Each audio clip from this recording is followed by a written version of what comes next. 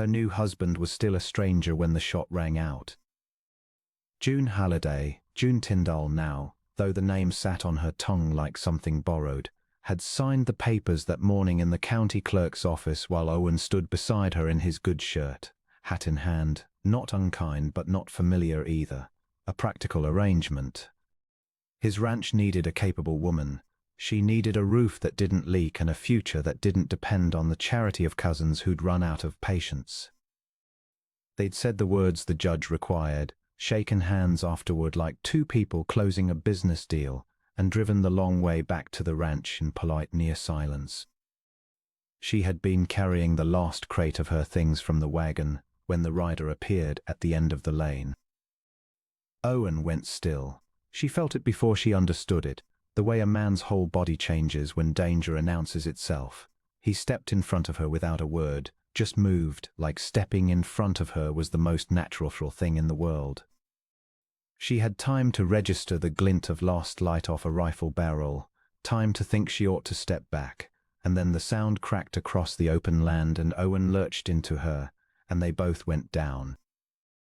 She pulled herself up. Owen did not. Owen. She dropped to her knees beside him. He was on his side, one hand pressed to his left shoulder, his jaw tight. Not gone. Breathing. But the blood was coming fast and his face had gone the color of winter sky. The rider had already wheeled and ridden hard back toward the ridge. An old grievance, she would learn later, a land dispute that had nothing to do with her. But in that moment there was only Owen on the ground, and the knowledge that she was 3 miles from the nearest neighbor with no horse saddled and no one coming. "Inside," he said, just the one word. She got her arm under his and she brought him in.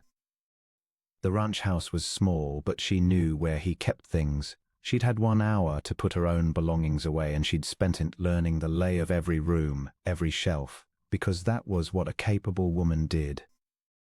She settled him on the iron bed, cut his shirt away with the kitchen shears, and looked at the wound with the same clear eyes she used when she looked at any problem that needed solving.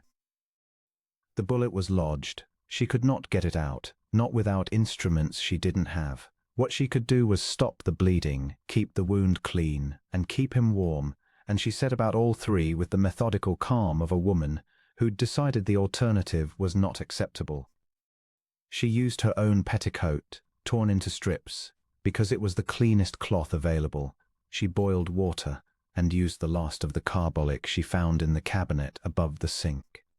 She built the fire up and kept it there, and she sat beside him and watched his face and listened to his breathing, and when it was too fast she dampened a cloth and pressed it to his forehead, and when he shivered she pulled the quilt tighter, and when he was quiet she talked to him in a low, steady voice the way she'd once talked to frightened animals, not because she expected him to hear her, but because silence felt like giving in. He surfaced twice in the early hours of the night. The first time his eyes opened, and he looked at her with the clouded confusion of a man who couldn't place where he was, and he said her name, June, just that, and then went under again. She hadn't known until she heard it how much she needed him to know who she was. The second time he gripped her hand. He didn't speak, but his fingers closed around hers and held, and she thought she had never in her life felt anything as determined as that grip. She held on. Around midnight she allowed herself to sit for 10 minutes, just 10.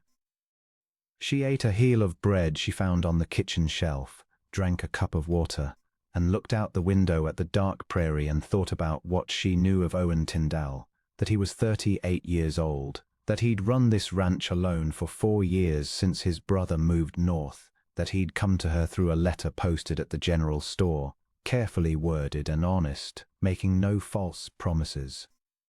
She had respected the honesty then. Now she found herself grateful for it. A man who would not deceive her in a letter would not deceive her in a life. That was something to hold on to, and she held it. The middle of the night was the worst of it. His fever climbed. She could feel the heat rising off him even without touching his brow, and his breathing grew uneven, and twice he shifted restlessly in a way that threatened to reopen what she'd managed to close, and she pressed her hands firm and spoke to him sharply both times. "Stay still, Owen, stay still." And both times he settled, as if some part of him was listening even when the rest of him was far away. But it was just past 2 in the morning when she felt the bottom fall out of her courage. His breathing changed, went shallow and strange. She put her hand to his chest and felt it fluttering, uncertain like a candle in a draught, and all the practical calm she'd built around herself, like a fortress cracked straight down the middle, and she was just a woman who had married this man 12 hours ago and did not want him to die. She leaned close. She put her hand against his face, the rough jaw, the dried sweat at his temple, and she spoke directly to him, not calmly this time, but fiercely. "Owen Tyndall, you listen to me. You do not get to leave, you hear me. You stepped in front of that bullet, and you do not get to leave before I've had the chance to know why, before I've had the chance to know you. So you stay. You hold on and you stay." The room was very quiet. Then he drew a breath, slow and deliberate, as if he'd heard her, as if some stubborn part of him had decided to argue back the only way it could, and then another breath, and the flutter under hand steadied. She bowed her head over his and let herself shake for 30 seconds exactly, because that was all she'd allow. Then she straightened up and got back to work. She kept the fire. She kept the vigil. She changed the dressing twice more before the sky outside the small window began to lose its darkness. She talked to him about small things, the way the barn door wanted oiling, the garden she'd noticed along the south wall that someone had started and not finished, the questions she had about the ranch that she'd been too polite to ask on the drive home. She talked as if they had years of mornings ahead of them to answer all of it. She talked as if saying so made it true. The grey light came first, then the pink of it, and with the dawn his fever broke. She felt it happen, the heat ebbing, the damp cooling, his whole body releasing some terrible held tension. His breathing deepened and steadied into real sleep, not the fitful, dangerous kind, and she sat back in the chair she'd pulled to his bedside and pressed her hands together in her lap and closed her eyes for a moment and did not cry, though it was a near thing. When she opened them, he was looking at her. Not the clouded look of fever, not the confusion of the night. He was looking at her way a man looks at someone he's truly seeing for the first time, careful and wondering, and something she couldn't name yet, but felt like the beginning of a word she'd been trying to remember. "You stayed," he said. His voice was rough, worn, but clear. "I did," she said. He was quiet a moment. "Then all night?" "All night." He looked at her a while longer. Outside, the first birds had started. Light was coming in warm and golden through the window, falling across the foot of the bed and the worn plank floor, and the strips of her petticoat that told the whole story of the night without a word. "June," he said. "I'm here." "I don't." He stopped, tried again slower. "I don't want this to be just a paper arrangement." She had thought, on the drive home yesterday, that she was good at keeping her expectations sensible. She had thought she understood exactly what she'd agreed to. She had thought she could live a practical life beside a practical man, and that would be enough. She looked at him now, pale and worn and alive, this man who had stepped between her and a rifle without thinking, this man she had not known at noon and could not imagine losing by morning, and she understood that her expectations had been wrong. Not too high, too low. "Neither do I," she said. He held her gaze a long moment. Outside, the birds grew louder. The light strengthened, gold edging into the room, and somewhere far off a meadowlark opened the day with its clear, unhurried song. Owen reached for her hand.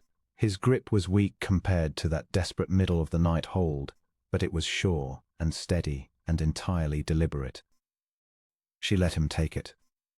They did not speak again for a while.